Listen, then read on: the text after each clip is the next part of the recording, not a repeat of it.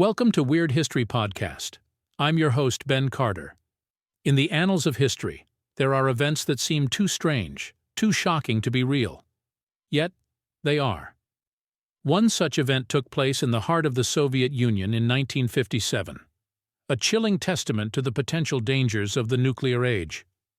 The place was Kyshtym, a city in the Ural Mountains, and the event has come to be known as the Kyshtym disaster. In the aftermath of World War II, as the Cold War took shape, the Soviets were eager to catch up with the United States in the nuclear arms race. The Mayak Production Association in the Chelyabinsk region became the birthplace of the Soviet nuclear weapons program. Yet, beneath the triumph of scientific achievement lay an underbelly of risk, a ticking time bomb, if you will. In its haste to produce nuclear weapons, the Mayak facility took several shortcuts, bypassing safety protocols and disregarding the potential environmental and human cost. The facility was a poorly contained nuclear nightmare, with radioactive waste being dumped directly into nearby rivers and lakes, creating a deadly cocktail of radiation that would prove catastrophic. Then, on September 29, 1957, disaster struck.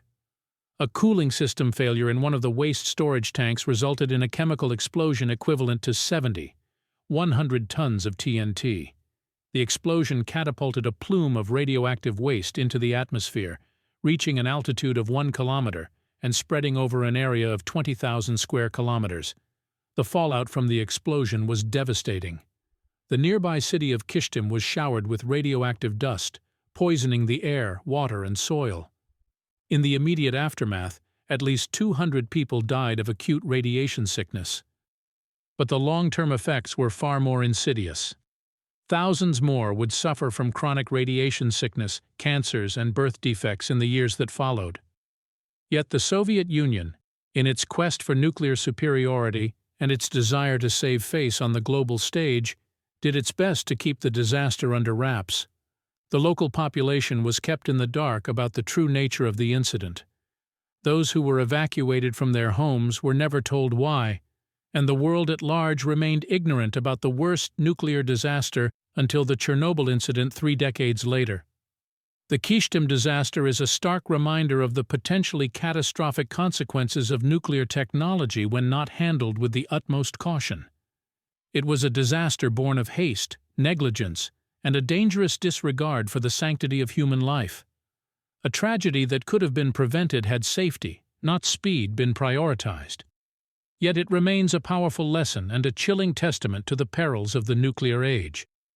The Kyshtym disaster, as we now know it, was a calamity of an unparalleled scale. The explosion itself was just the tip of the radioactive iceberg.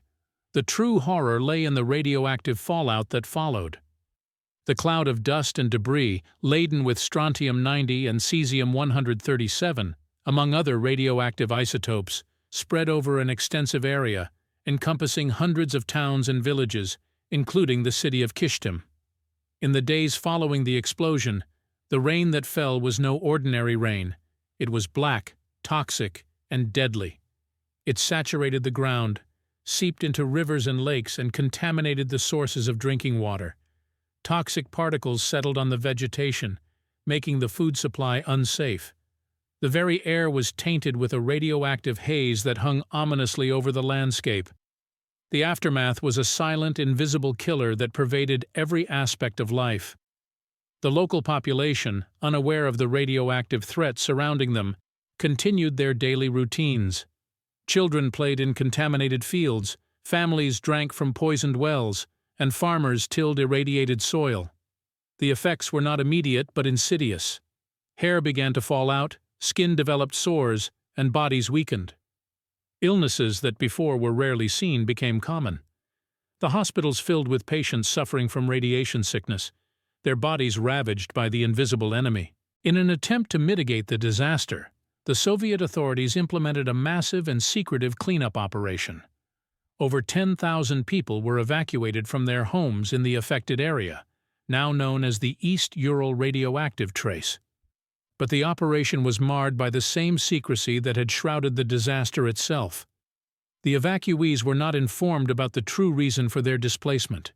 They were simply told it was for their safety, a hollow promise in the face of the invisible radioactive threat. The Soviet authorities went to great lengths to erase the evidence of their nuclear catastrophe. Entire villages were razed to the ground, their radioactive remnants buried deep in the earth. The Teka River, which had borne the brunt of the radioactive waste from the Mayak facility, was dammed and its contaminated waters confined. The area was declared a nature reserve, a bitter irony for a landscape scarred by radioactivity. Yet, despite their efforts, the Soviet authorities could not erase the human cost of the disaster. The official death toll stood at 200, but the true number of casualties is estimated to be in the thousands. Many of those who survived the initial fallout suffered from a range of radiation-induced illnesses and disabilities. The genetic legacy of the disaster continues to this day, with increased rates of cancers and birth defects among the descendants of those exposed. The Kishtim disaster was a tragic testament to the dangers of nuclear technology and the devastating consequences of its misuse. It was a silent disaster, its true scale obscured by secrecy and denial. But the echoes of the explosion and the radioactive fallout that followed reverberate to this day, a chilling reminder of the cost of nuclear negligence. In an entirely different part of the world in a different period of history, another chilling discovery was made. It was under the bustling streets of London, where the echoes of history whisper from every corner. In 2013, a project to expand the city's underground railway system, known as Crossrail, became a portal into the past, unearthing a macabre secret that lay hidden for centuries, a charnel house of over 30,000 human skulls. Underneath a chart house at Liverpool Street, archaeologists found a layer of human bones, 2 meters deep. It was an ossuary, a place where the bones of the dead were stored, and it was filled with skulls. The sheer magnitude of the finding was astounding. It was as if the soil beneath London was not made of earth and stone, but of human remains, a silent testament to the city's tumultuous past. The discovery of the bone-filled pit was shocking, but the mystery only deepened when researchers began to examine the skulls. They bore signs of violence, fractures, indentations, and puncture wounds, suggesting a brutal end for many of the individuals. But this was not a battlefield burial. The remains were not soldiers, but citizens. The bones belonged to men, women, and children, a cross-section of London's medieval society. Carbon dating revealed that the bones were from the 13th and 14th centuries, a time of great turmoil in London's history. The city was ravaged by famines, outbreaks of the Black Death, and violent civil uprisings. One could surmise that these unfortunate souls were victims of these events, their bodies unceremoniously dumped into a mass grave. Yet the violent marks on the skulls suggested a different story. They hinted at a more sinister aspect of medieval London, the Bridgegate riots. During these violent clashes, the citizens of London would storm the city gates, leaving behind a trail of destruction and death. The skulls may have belonged to the victims of these riots. There remains a gruesome reminder of the city's violent past. Exactly why these remains ended up in an ossuary beneath Liverpool Street remains a mystery. One theory is that they were moved from their original burial sites to make room for new burials, a common practice in medieval Europe. It's also possible that the skulls were collected as relics, a grim memento mori reminding the living of their own mortality. The discovery of the 30,000 skulls beneath London is a stark reminder of the city's violent and turbulent past. It's a testament to the countless lives lost and the brutal struggles they faced. As the city continues to grow and evolve, its foundations remain steeped in history, a macabre reminder of the human cost of progress. The soil beneath London's streets is a crypt, a silent echo of the city's past, whispering untold stories of the people who once walked its streets. Indeed, one cannot help but shudder at the thought of walking above a mass grave, the silent whispers of history echoing beneath your feet. As we delve deeper into the chilling narrative of the 30,000 skulls found under London, the story takes on an even more eerie hue. Consider for a moment the scale of such a find. Those 30,000 skulls represent individuals, lives lived, and lives ended, often violently. They were mothers, fathers, children, each with their own hopes, dreams, fears, and tragedies. Condensing these lives into a mere number, 30,000, is a grim testament to the sheer volume of death that had to occur for such an ossuary to exist. To further comprehend the magnitude of this discovery, one needs to visualize the physical dimension it occupies. If one were to lay these skulls end to end, they would stretch over 3.5 miles, a haunting parade of silent faces extending as far as the eye can see. Each skull, a hollowed-out monument of life, forms a bridge back to a distant time of chaos and violence. The macabre spectacle of these skulls isn't just a testament to the violence of the era. The bones themselves tell a story, a gruesome narrative etched into their very structure. Some bore the marks of blunt force trauma, the skull caved in by some heavy object. Others exhibited sharp force injuries, reminiscent of the slash of a sword or the thrust of a dagger. Still, others showed signs of disease, the bone pitted and eroded, evidence of the merciless onslaught of the Black Death that swept through London during these centuries. Yet alongside these grim tales of death and violence, the skulls also provide a glimpse into the everyday lives of medieval Londoners. They show signs of wear and tear, the natural result of a life lived. Some skulls bear the marks of tooth decay, while others display signs of healed fractures, silent testaments to accidents survived, battles won, and lives endured. Intriguingly, the skulls also hint at a demographic shift. The majority belong to young adults, suggesting a youthful population. This could reflect high mortality rates among older individuals or a high influx of young people into the city, drawn by the promise of opportunities or fleeing rural hardships. These 30,000 skulls, a chilling testament to London's violent past, provide an unparalleled window into the lives and deaths of medieval Londoners. They are a stark reminder that beneath the city's bustling streets and grand architecture lie layers of history, each holding its own tale of human triumph and tragedy.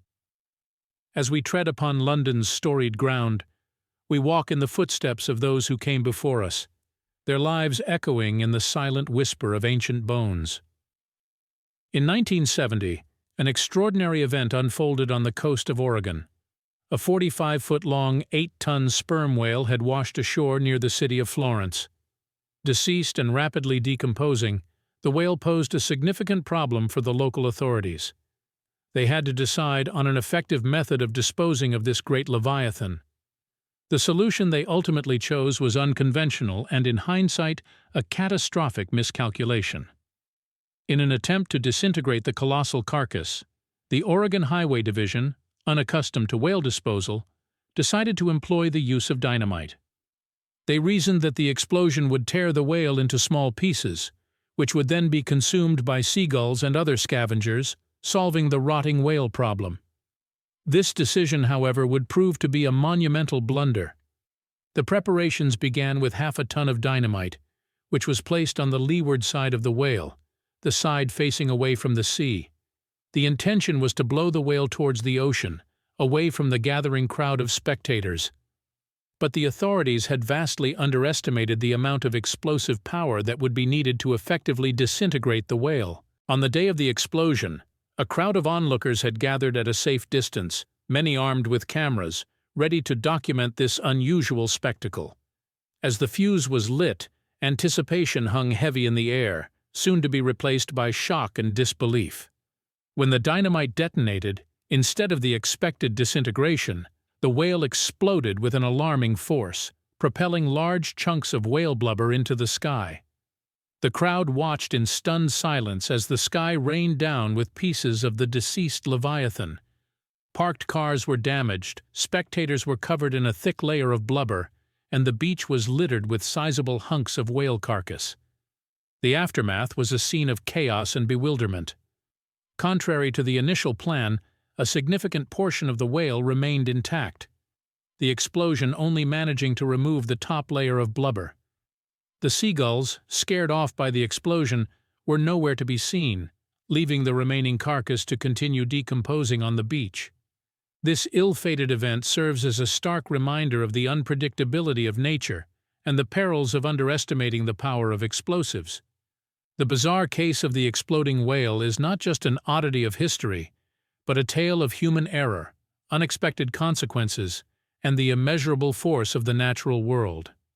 It stands as a testament to the fact that sometimes even the most well-intentioned plans can have explosive results. This remarkable incident that unfolded on November 12, 1970, was not just the result of a miscalculation, but a complete misjudgment of the whale's anatomy. The whale, a creature of magnificent proportions, possesses a thick layer of blubber, a fatty, insulating substance that can reach up to a foot in thickness. This blubber, while crucial for the whale's survival in cold ocean depths, was also the key factor that intensified the impact of the explosion. In traditional demolition, structures are destroyed by placing explosives in strategic locations to cause a controlled collapse. This method, however, was entirely unsuitable for the whale's organic, blubber-enveloped structure. The dynamite, instead of slicing through the whale, was absorbed by the blubber, causing a blast of a far greater magnitude than anticipated. The explosion was so powerful that it sent chunks of whale blubber soaring into the sky, some of which were estimated to weigh as much as half a ton. These blubberous projectiles rained down onto the neighboring town, damaging property and causing widespread panic and confusion. One particular chunk of blubber the size of a small car landed directly on a brand-new automobile parked more than a quarter-mile away from the explosion site, utterly crushing the vehicle beneath its weight. The owner, Walter Umenhofer, a military veteran and explosives expert, had reportedly advised against using dynamite and had even offered alternative solutions, only to be ignored by the Highway Division. A few moments after the explosion, a surreal silence fell over the scene, punctured only by the distant lapping of waves and the stunned gasps of the onlookers. The beach, previously pristine and picturesque, was now a grotesque tableau of carnage, strewn with chunks of whale carcass. The smell of exploding blubber, a pungent mix of seawater, whale oil, and dynamite residue, hung heavily in the air, a stark testament to the catastrophic miscalculation. The whale, instead of being disintegrated as planned, had been turned into a deadly projectile, its carcass scattered across a radius far greater than expected. The seagulls, initially expected to feast on the remains, were conspicuous by their absence, scared away by the deafening blast. The result was a cleanup operation that lasted far longer and cost significantly more than the original plan. In the aftermath of the exploding whale, the Oregon Highway Division admitted their mistake. They acknowledged the miscalculation and the ensuing chaos, vowing to never use explosives on a whale carcass again. But the memory of this event, shocking and bizarre as it was, still lingers in the minds of those who witnessed it. A strange chapter in the human endeavor to manipulate and control the forces of nature. In history's tapestry, occasionally, threads of the bizarre intertwine with the solemn, creating a narrative that is as compelling as it is strange. Such is the tale of the audacious plot to dig up the body of the 16th President of the United States, Abraham Lincoln. This macabre scheme unfolded in the late 19th century, when a band of counterfeiters hatched a plan as audacious as it was grotesque. In the post-Civil War era, counterfeiting had become a significant issue within the United States. The Secret Service, originally established to suppress counterfeit currency, found itself embroiled in a constant battle against these illegal operations. One such operation was led by a notorious counterfeiter named Big Jim Kennelly. His best engraver, Benjamin Boyd, had been captured by the Secret Service, severely impacting Kennelly's illicit business. In a desperate bid to regain his engraver, Kennelly devised a plan that was as chilling as it was audacious. He decided to steal Abraham Lincoln's body from its tomb in Springfield, Illinois, and hold it hostage until Boyd was released and a hefty ransom was paid. To execute this plan, he enlisted a small team of criminals, including a man named Louis Sweigels, who, unbeknownst to Kennelly, was a Secret Service informant. On the evening of November 7, 1876, the gang arrived at Oak Ridge Cemetery, armed with tools to break into the marble sarcophagus holding Lincoln's body. The silence of the night was broken only by the scraping of metal against stone, the grunts of men laboring in the dark, and the occasional hoot of an owl perched high on the leafless branches of the cemetery's ancient trees. However, their plot was foiled by the Secret Service agents who had been tipped off by Sweagles. As the would-be grave robbers made their way into the tomb, they were arrested, and Lincoln's body was left undisturbed. The audacious plot was foiled, and the body of one of America's most revered presidents was saved from a fate most unseemly. The bizarre plot to steal Lincoln's body led to significant changes in the way deceased presidents were guarded. Lincoln's tomb itself was significantly altered, with his coffin placed in a steel cage and encased in concrete, ensuring that the 16th president would rest in peace, undisturbed by the machinations of grave robbers or counterfeiters. This tale, though grounded in the annals of history, seems almost outlandish in its audacity. It's a stark reminder of the lengths individuals will go to in pursuit of their illicit goals. The plot to steal Lincoln's body remains one of the most audacious and bizarre chapters in American history, a macabre tale wrapped in the solemnity of a president's final resting place. It's a story that reminds us that truth can sometimes be stranger and more fascinating than fiction. The audacity of this plot was not the only shocking aspect of this incredible story. The conspirators' meticulous attention to detail was equally astounding. They had purchased a brand-new, expensive rosewood coffin, lined with satin and equipped with airtight seals. This was their intended receptacle for the exhumed body of Lincoln. They had also arranged for a wagon and horses, waiting near a secluded railway station, to transport their ghastly cargo to a secure hideout in Chicago. The conspirators had left little to chance.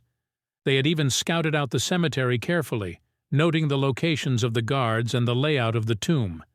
They had chosen election night, when most of the country would be distracted, as the perfect time to carry out their morbid task. The level of calculation and planning invested in this crime was as chilling as it was meticulous. However, what was perhaps most shocking about this plot was the audacious goal that drove it. The ransom demand was set at a staggering $200,000, an astronomical sum in those days, equivalent to millions of dollars today. Furthermore, Kennelly demanded the release of his master engraver, Benjamin Boyd, from jail. It was a grand scheme, one that reflected the desperation and reckless audacity of the counterfeit gang. The fallout from the failed plot was swift and dramatic. The apprehension of the would-be grave robbers was a significant coup for the Secret Service, still in its infancy at that time.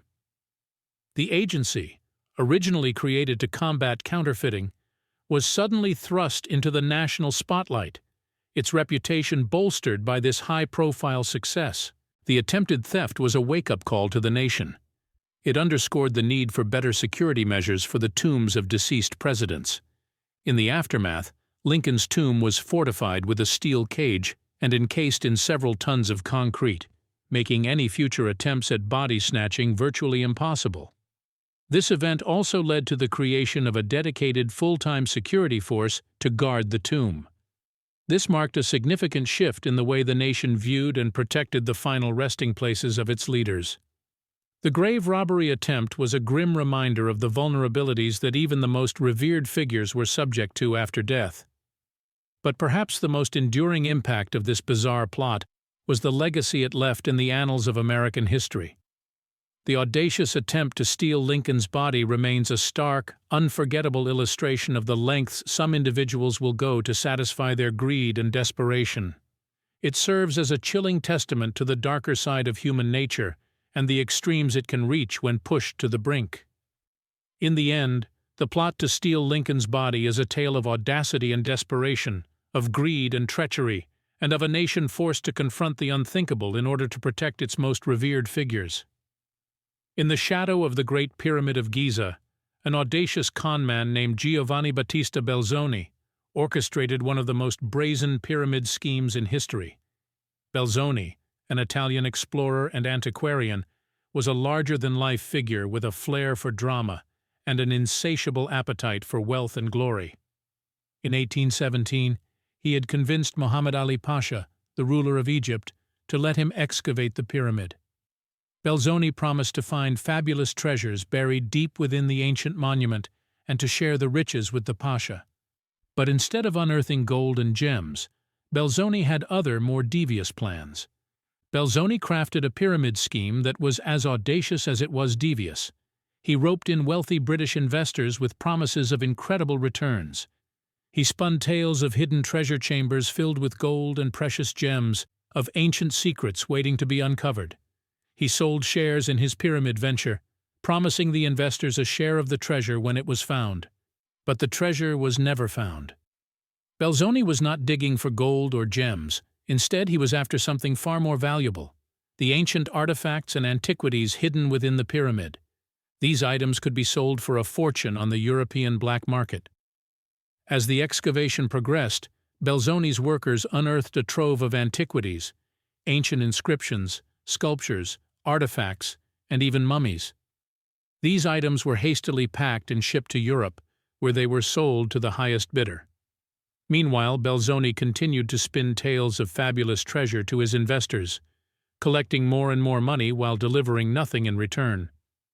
The scheme finally unraveled when one of Belzoni's investors, suspicious of the lack of returns, traveled to Egypt to see the excavation for himself.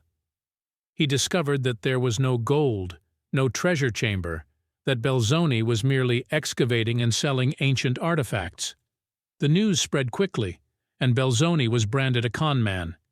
The pyramid scheme had finally crumbled. There were no consequences for Belzoni, however. He fled Egypt before he could be apprehended, living out the rest of his days in Europe. His ill-gotten gains financed a life of luxury, far removed from the dusty excavation site in Egypt. Belzoni's audacious pyramid scheme was a shocking example of greed and deceit. But it was also a stark reminder of the lengths some will go to exploit history and culture for personal gain. The artifacts he looted were pieces of Egypt's rich history, stolen and sold to the highest bidder. His actions sparked a conversation about the protection of cultural heritage, a dialogue that continues to this day. In the aftermath of Belzoni's audacious deception, the ripples of his actions cascaded far beyond the investors he had hoodwinked. His actions weren't just a tale of one man's greed, but a stark demonstration of the unscrupulous exploitation of cultural heritage. This story of deceit led to a broader dialogue, a worldwide conversation on the protection and respect of cultural heritage. Belzoni's Grand Pyramid scheme was more than just a swindle. It opened the world's eyes to the rampant pillaging of Egypt's ancient treasures. The plundering of these artifacts wasn't just the theft of physical objects. It was the stealing of stories, of histories, of entire cultures. These treasures were not just pieces of gold or precious gems. They were tangible connections to a time long past, a priceless record of human civilization that was being slowly erased. Belzoni's actions had a profound impact on the archaeology field. His audacious scheme led to the establishment of more stringent laws and regulations around the excavation and trade of antiquities.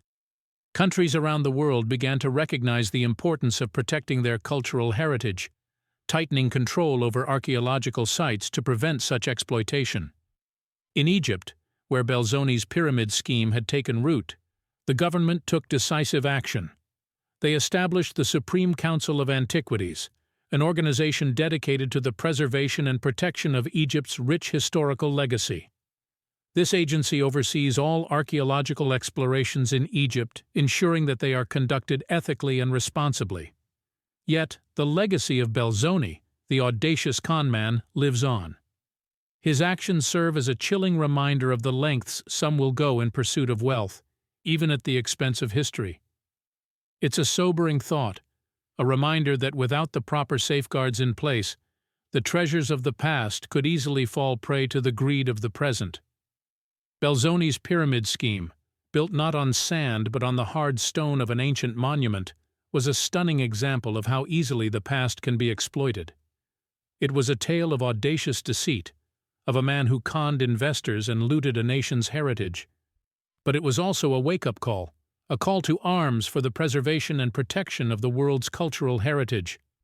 Today, while the pyramids of Egypt continue to stand tall, a testament to the ingenuity and grandeur of our ancient ancestors, they also serve as a reminder. They remind us of the importance of protecting our shared cultural heritage, of ensuring that the stories of the past are preserved for future generations to explore. And they remind us of the audacity of one man who dared to build a pyramid scheme around a real pyramid, leaving behind a legacy of deceit that continues to echo through the sands of time. Thanks for listening. This has been another episode of Weird History Podcast. If you enjoyed today's episode, be sure to follow us wherever you listen to podcasts. And if you'd like to support the show, subscribe to Weird History Podcast on Spotify. Subscribe now.